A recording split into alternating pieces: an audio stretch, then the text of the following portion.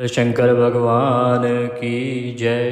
बोलिए माता पार्वती की जय। आप सभी को हरितालिका तीज व्रत की ढेरों शुभकामनाएं। जो भी माताएं बहनें इस तीज का व्रत कर रही हैं, माता पार्वती और भगवान शंकर के आशीर्वाद से उनकी सभी इच्छाएं पूर्ण हो, उनका दाम्पत्य जीवन सुखमय और लंबा रहे।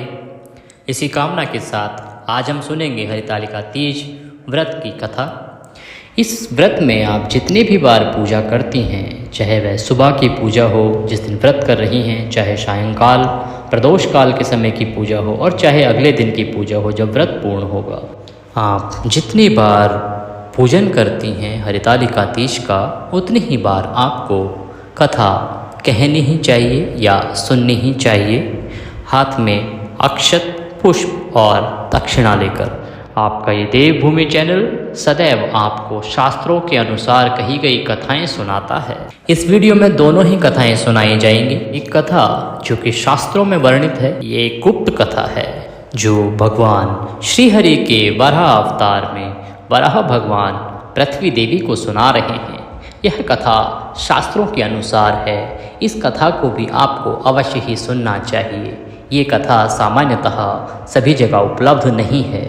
तो पहले हम यह गुप्त कथा सुनेंगे और उसके बाद वह कथा जो बाजार में उपलब्ध, मार्केट में उपलब्ध पुस्तकों में वर्णित है, वह कथा भी इसी वीडियो में आपको सुनाई जाएगी। आइए अब हम कथा सुनते हैं। एक निवेदन आपसे ये है कि वीडियो को कृपया लाइक करें, कमेंट बॉक्स में जय शिव शंकर लिखना ना भूलें।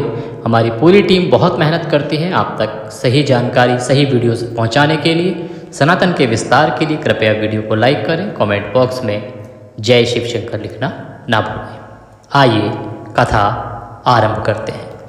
एकाग्रचित होकर एक स्थान पर बैठ जाएं और अपने हाथों में अक्षत पुष्प और दक्षिणा लेकर कथा सुनना आरंभ करें।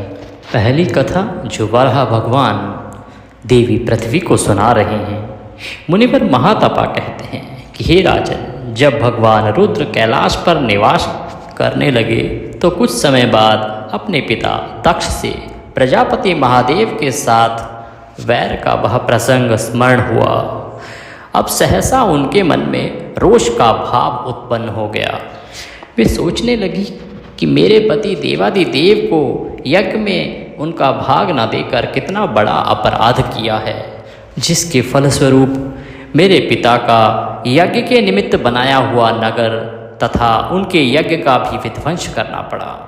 अतएव शिव के अपराधी पिता के शरीर से उत्पन्न यह शरीर मुझे त्याग देना चाहिए और तपस्या द्वारा इन महेश्वर की आराधना कर दूसरा जन्म ग्रहण कर इनकी अर्धांगिनी बनकर मुझे इन्हें प्राप्त करना चाहिए। पिता दक्ष में तो बांधोचित प्रेम का लेश भी नहीं रह गया है। अतएव अब उनके घर मेरा घर जाना भी नहीं हो सकता। इस प्रकार भली भांति विचार करके परम सुंदरी माता गौरी तप करने के उद्देश्य से गिरिराज हिमालय पर चली गई। दीर्घकाल तक तपस्या करके उन्होंने अपने शरीर को सुखा डाला। फिर योगाग्नि के द्वारा अपने शरीर को दग्ध करके वे पर्वतराज हिमालय की पुत्री के रूप में प्रकट हुई और उमा तथा महाकाली आदि उनके नाम हुए। हेमवान के घर में परम सुंदर रूप से सुशोभित होकर वे अवतरित हुई। फिर भगवान रुद्र की मुझे पति रूप से प्राप्ति हो, इस संकल्प से त्रिलोचन भगवान शंकर का स्मरण करते हुए उन्होंने पुनः कठोर तपस्या आरंभ कर दी। इस प्रकार जब गिरिराज हिमालय पर दीर्घकाल तक तप द्वारा उन्होंने आराधना की, तब ब्राह्मण का वेश धारण करके भगवान शिव वहाँ पधारे। उस समय उनका वृद्ध शरीर था और सभी अंग शिथिल हो रहे थे। साथ ही वे पग पग पर गिरते पड़ते चल रहे थे।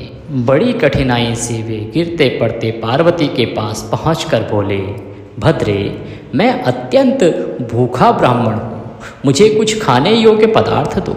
उनके इस प्रकार कहने पर परम कल्याणमयी शैलेंद्र नंदिनी ने उन ब्राह्मण से कहा कि हे विप्रवर, मैं आपको भोजनार्थ फल आदि पदार्थ दे रही हूँ। आप यथाशीघ्र स्नान कर इच्छा अनुसार उन्हें ग्रहण करें उनके योग होने पर वे ब्राह्मण देवता पास में ही बहती हुई गंगा के जल में स्नान करने के लिए उतरे।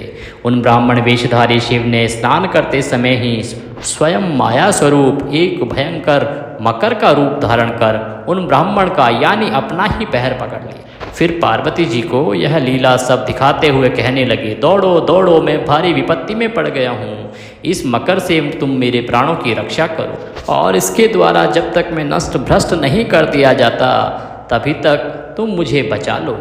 ब्राह्मण के ऐसा कहने पर पार्वती ने सोचा कि गिरिराज हिमालय तो मेरे पिता हैं, उनका मैं पितृभाव से स्पर्श करती हूँ और भगवान शंकर का पति भाव से, पर मैं तपस्विनी किस प्रकार से इन ब्राह्मण देवता का स्पर्श करूं। परंतु इस समय जल में ग्राह द्वारा पकड़े जाने पर भी यदि मैं इन्हें बाहर नहीं खींचती तो निस्संदेह मुझे ब्रह्म हत्या का दोष लगेगा। दूसरी बात यह है कि अन्य धर्म जनित त्रुटियों या प्रत्यवायों का प्रायश्चित द्वारा शोधन भी संभव है, किंतु इस ब्रह्म हत्या दोष का तो कोई प्रायश्चित भी शोधन भी संभव नहीं दिखता। इस प्रकार मन ही मन कहत के तुरंत दौड़कर वहां पहुंच गई और हाथ से पकड़कर ब्राह्मण को जल से बाहर खींचने लगी।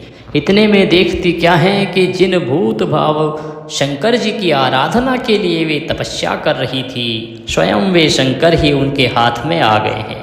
इस प्रकार उन्हें देखकर वे लज्जित हो गई। पूर्व समय का त्याग उन्हें स्मरण हुआ। अत्यंत लज्जा के कारण उन परम सुंदरी उमा के मुख से भगवान शंकर की प्रति कोई वचन नहीं निकल रहा था। वे बिल्कुल मौन हो गई। इस पर भगवान रुद्र मुस्कुराते हुए कहने लगे कि हे भद्रे, तुम मेरा हाथ पकड़ चुकी हो, फिर मेरा त्याग करना तुम्हारे लिए उपयुक्त नहीं है। कल्याणी, तुम यदि मेरा पाणी ग्रहण निष्फल कर दोगी तो मुझे अब अपने भोजन के लिए ब्रह्मपुत्री सरस्वती से कहना पड़ेगा। यह उपहास की परंपरा आगे न बढ़े, ऐसा सोचकर कुछ लज्जित सी हुई पार्वती कहने लगी, देवादिदेव महेश्वर, आप तीनों लोकों के स्वामी हैं। आपको पाने के लिए मेरा यह प्रयत्न है। पूर्व जन्म में भी आप ही मेरे पतिदेव थे, इस जन्म में भी आप ही मेरे पतिदेव होंगे, कोई दूसरा नहीं। किंतु अभी पर्वतराज हिमालय मेरे पिता, मेरे संरक्षक हैं।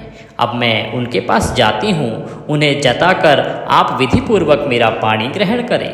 इस प्रकार कहकर परम सुंदरी भगवती उमा अपने पिता हिमालय के पास गई और हाथ जोड़कर उनसे कहा, पिताजी, मुझे अनेक लक्षणों से प्रतीत होता है कि पूर्व जन्म में भगवान रुद्र ही मेरे पति रहे हैं। उन्होंने ही दक्ष के यज्ञ का विध्वंस किया था। वे ही संसार के संरक्षक रुद्र ब्राह्मण का वेश धारण कर तपोवन में मेरे पास आए और मुझसे भोजन की याचना की। आप स्नान कराइए। मेरी इस प्रेरणा पर मैं वृद्ध ब्राह्मण का वेश बनाए हुए गंगा में गए। फिर वहाँ मकर द्वारा ग्रस्त हो जाने पर उन्होंने मुझे सहायता के लिए पुकारा, परंतु पिताजी, मुझे ब्रह्म हत्या ना लग जाए, इस भय से मैंने अपने हाथ से उन्हें पकड़ दिया। मेरे पकड़ते ही वे अपने वास्तविक रूप में प्रकट हो गए और कहने लगे, देवी, ये तो पाणी ग्रहण है, तपोधने, तुम्हें अन्यथा विचार नहीं करना चाहिए। उनके ऐसा कहने पर उनसे स्वीकृति लेकर मैं आपसे पूछने आई हूँ। अतः इस अवसर पर मेरा जो कर्तव्य हो उसे आप शीघ्र बताने की कृपा कीजिए। पार्वती की ऐसी बात सुनकर हिमालय बड़े प्रसन्न हुए और अपनी पुत्री से कहने लगे, सुमुखी, मैं आज संसार में अत्यंत धन्य हूँ जो स्वयं भगवान शंकर जामाता होने वाले हैं। तुम्हारे द्वारा मैं सचमुच संततिवान बन गया। पुत्री, तुमने मुझको देवताओं का सिरमौर बना दिया, पर तुम क्षण भर रुकना, मेरे आने तक प्रतीक्षा करना। इस प्रकार कहकर पर्वतराज हिमालय संपूर्ण देवताओं के पितामह ब्रह्मा जी के पास गए। वहाँ उनका दर्शन कर गिरिराज ने नम्रतापूर्वक कहा, भगवान, उमा मेरी पुत्री हैं, आज मैं उनसे भगवान रुद्र को देना चाहता हूँ। इस पर दे दो कहकर श्री ब्रह्मा जी ने भी उन्हें अनुमति दे दी। ब्रह्मा जी के ऐसा कहने पर पर्वतराज हिमालय अपने घर पर आ गए और तुरंत ही तुम्बरू, नारद, हाहा और हुहू को बुलाया। फिर किन्नरों, असुरों और राक्षसों को भी सूचना दी। अनेक पर्वत, नदियाँ, वृक्ष, औषधि वर्ग तथा छोटे बड़े अन्य पाषाण भी मूर्ति धारण कर भगवान शंकर के साथ होने वाले पार्वती के विवाह को देखने के लिए वहां आए। उस विवाह में पृथ्वी वेदी बनी और सातों समुद्र कलश बने। सूर्य एवं चंद्रमा स्वयं दीपक का कार्य कर रहे थे तथा नदियां जल ढोने परसने का काम कर रही थी। जब इस प्रकार सारी व्यवस्था हो गई तब गिरिराज हिमालय ने मंदराचल को भगवान शंकर के पास भेजा। भगवान शंकर की स्वीकृति से मंदराचल तत्काल वापस आ गए। फिर तो भगवान शंकर ने विधि पूर्वक उमा का पाणी ग्रहण किया। उस विवाह के उत्सव पर पर्वत और नारद ये दोनों गान कर रहे थे। सिद्धों ने नाचने का काम पूरा किया था। वनस्पतियां अनेक प्रकार के पुष्पों की वर्षा कर रहे थे तथा सुंदर रूपवती अप्सराएं उच्च स्वर में गा गा कर नृत्य कर रहे। उस विवाह महोत्सव में लोक पितामह चतुर्मुख ब्रह्मा जी स्वयं ब्रह्मा के स्थान पर विराजमान थे। उन्होंने प्रसन्न होकर उमा से कहा, पुत्री, संसार में तुम जैसी पत्नी और शंकर शरीर के पति सबको सुलभ हों। भगवान शंकर और भगवती उमा दोनों एक साथ बैठे थे। उनसे इस प्रकार कहकर ब्रह्मा जी अपने धाम को लौट गए। भगवान बराह जी आगे कहते हैं कि पृथ्वी, रुद्र का प्राकट्य और गौरी का जन्म तथा विवाह, यह सारा प्रसंग राजा प्रजापालक के पूछने पर परम तपस्वी महातपा ऋषि ने उन्हें जैसे सुनाया था वह संपूर्ण वृतांत मैंने तुम्हें सुनाया है। देवी गौरी के जन्म, विवाह आदि सभी तृतीया तिथि को संपन्न हुए थे, अतएव तृतीया उनकी तिथि मानी जाती है। उस तिथि को नमक खाना सर्वथा निषिद्ध है। जो स्त्री उस दिन उपवास करती है उसे अचल सौभाग्य की प्राप्ति होती है। दुर्भाग्यग्रस्त स्त्री या पुरुष तृतीया तिथि को लवण के परित्याग पूर्वक यानी नमक के परित्याग पूर्वक इस प्रसंग का श्रवण करें तो उनको सौभाग्य, धन संपत्ति और मनोवांछित पदार्थों की प्राप्ति होती है। उन्हें जगत में उत्तम स्वास्थ्य, कांति और पुष्टि का भी लाभ होता है। यहाँ भगवान के कहने का अभिप्राय यह है कि जो भी दुखी हो, दुखद हो, दुर्भाग्यग्रस्त हो, तो वह स्त्री हो या पुरुष तृतीया के दिन नमक नहीं खाएं और ये कथा तथा प्रसंग तृतीया के दिन अवश्य सुने। सुबह सुन लें चाहे शाम को सुन लें, सुबह सुनना बेहतर होता है। आप लोग इसे सुबह सुबह इस प्रसंग को सुन लीजिए। भगवान बारहा कहते हैं कि वह स्त्री हो या पुरुष, उसको सौभाग्य, धन संपत्ति, मनोवांछित पदार्थ की प्राप्ति होती है। बोलिए गौरी शंकर भगवान की जय। नमः पार्वती पतये हर हर महादेव। अब हम लोग मार्केट में जो उपलब्ध हरितालिका तीज की व्रत कथा है उसका श्रवण करेंगे।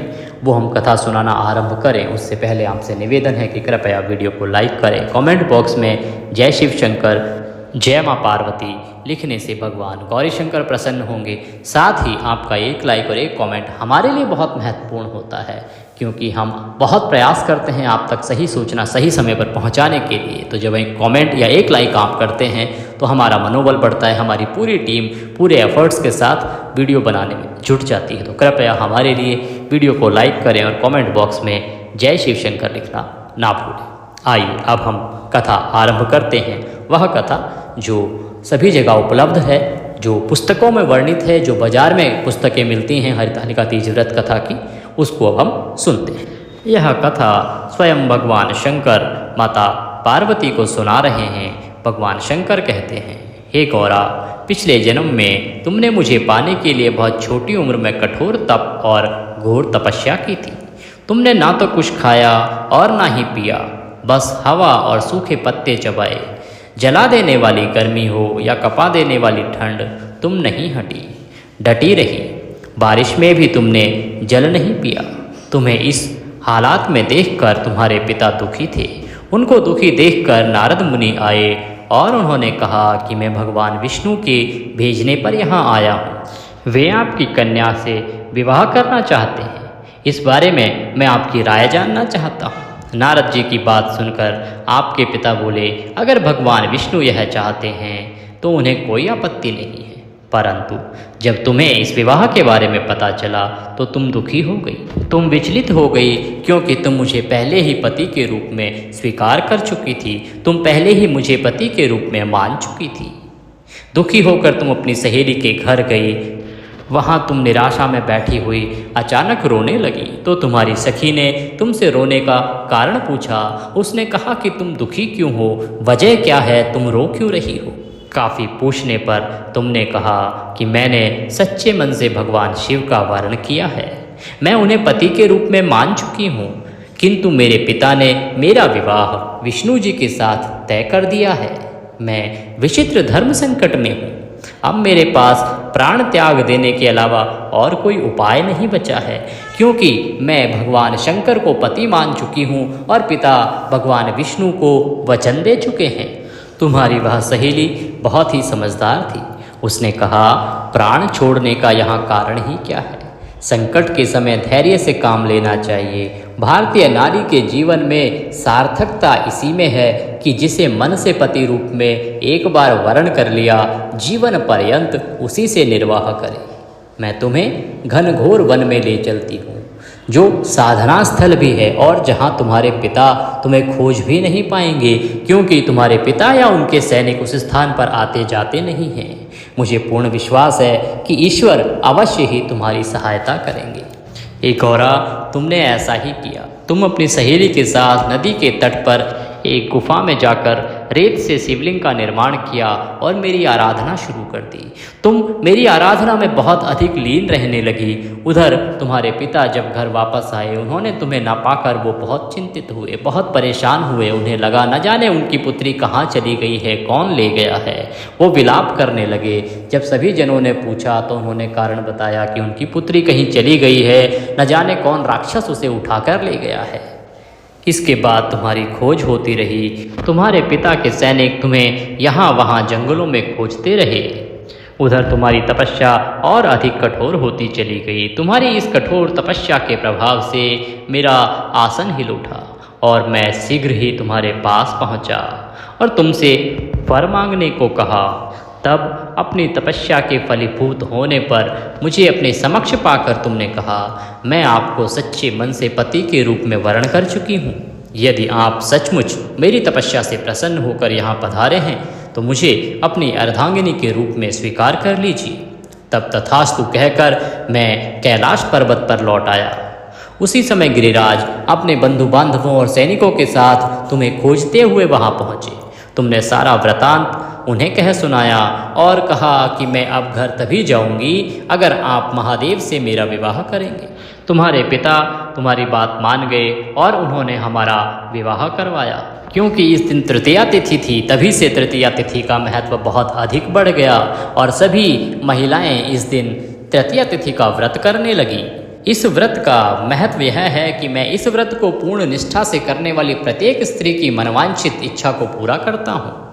इस पूरे प्रकरण में तुम्हारी सखी ने तुम्हारा हरण किया था, इसीलिए इस व्रत का नाम हरतालिका व्रत हो गया। इस व्रत से जुड़ी एक मान्यता यह है कि इस व्रत को करने वाली स्त्रियां पार्वती जी के समान ही सुखपूर्वक पति रमण करके शिवलोक को जाती हैं। सौभाग्यवती स्त्रियां अपने सुहाग को अखंड बनाए रखने और अविवाहित युवतियां मनवांछित वर की प्राप्ति के लिए यह व्रत करती हैं। इस दिन व्रत करने वाली स्त्रियां सूर्योदय से पूर्व ही उठ जाती हैं और नहाकर पूरा श्रृंगार करती हैं। पूजन के लिए केले के पत्तों से मंडप बनाकर गौरी शंकर की प्रतिमा स्थापित की जाती है। इसके साथ पार्वती जी को सुहाग का सारा सामान चढ़ाया जाता है। रात में भजन कीर्तन करते हुए जागरण कर 3 बार आरती की जाती है और शिव पार्वती विवाह की कथा सुनी जाती है। इस व्रत के व्रती को शयन का निषेध है, अर्थात उसे सोना नहीं चाहिए। रात्रि में भजन कीर्तन के साथ रात्रि जागरण करना पड़ता है। प्रातः काल स्नान करने के पश्चात श्रद्धा एवं भक्ति पूर्वक किसी सुपात्र सुहागिन महिला को श्रृंगार सामग्री, वस्त्र, खाद्य सामग्री आदि फल, मिष्टान एवं यथाशक्ति आभूषण का दान करना चाहिए। रेत का शिवलिंग बनाया हो तो अगले दिन उसका विसर्जन करना चाहिए और खीरा खाकर व्रत को संपन्न किया जाना चाहिए। बोले गौरी शंकर भगवान की जय। इसी के साथ यह कथा यहाँ पर समाप्त होती है। भगवान गौरी शंकर आप सभी पर कृपा करें, आपके घर में सभी दीर्घायु हों, आपके पति की आयु लंबी रहे और आपका दाम्पत्य जीवन सुखमय रहे। इसी कामना के साथ विदा लेते हैं। चैनल पर नए हैं तो कृपया सब्सक्राइब कर लें ताकि महत्वपूर्ण जानकारियों के साथ फिर से आपसे मुलाकात हो सके। जय शिव शंकर।